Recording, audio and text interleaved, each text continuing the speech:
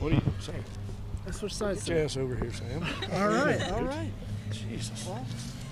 Have you not ever been here before, Sam? I think you know I've been here. But today, much different game than yesterday. What happened differently? It wasn't that much different as far as competitiveness and two teams playing for first place, two really good teams, super competitive, and guys both teams got a lot of fight in them, and we just so happened to win the fight today. You can really see the fight, especially in the middle of the game when Boston. You mean the fight? The fight. It kind of it seemed to kind of change the pace of the game. How do you guys stay in it and keep the fight going? AD's one of those guys that he had a lot of that in him when he first got here, and you try and get it out of him because you don't ever want to direct your stuff to the other team. But in a game like this, when your team needs to see you fight like that, I love the way AD played today.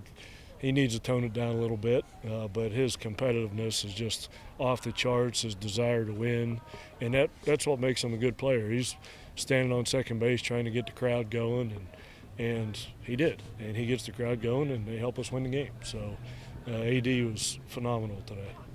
Oklahoma State played about 5 or 6 innings of really clean baseball. I mean, just like no errors, bobbles at all. Is it just the continuous pressure that eventually you feel like can make the other team at least show a little bit of a crack?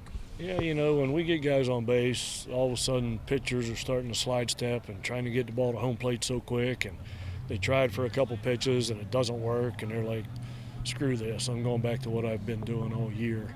And then they try and throw a strike and they're slower to the plate, and I think we stole 5 or 6 bases again today, and that's our offense, and it makes it really, really tough to pitch when you play against a team with so much speed.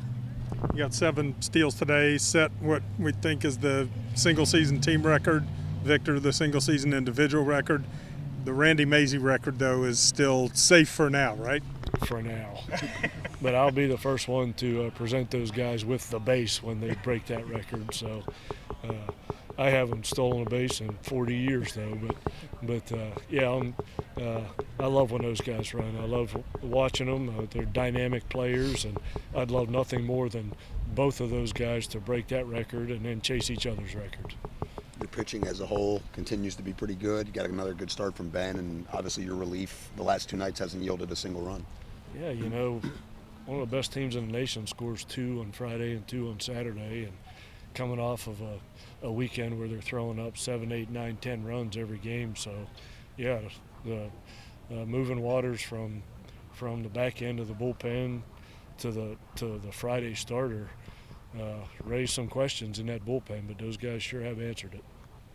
Before the season, you said you were going to go through a lot of pitchers in games, but the last several weekends, it really seems like you know exactly where you're going to go when you're going to the bullpen. Yeah, this time of the year, the lineup stays pretty similar. You kind of know who your guys are. You know everybody's roles, and your top 10 pitchers at this point are your top 10 pitchers usually.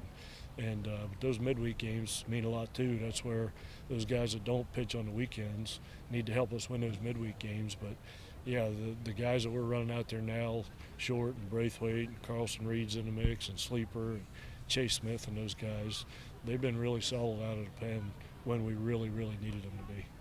Did you get an explanation for the delays in the 7th? Was there a question? Something was being looked at? Any explanation of those?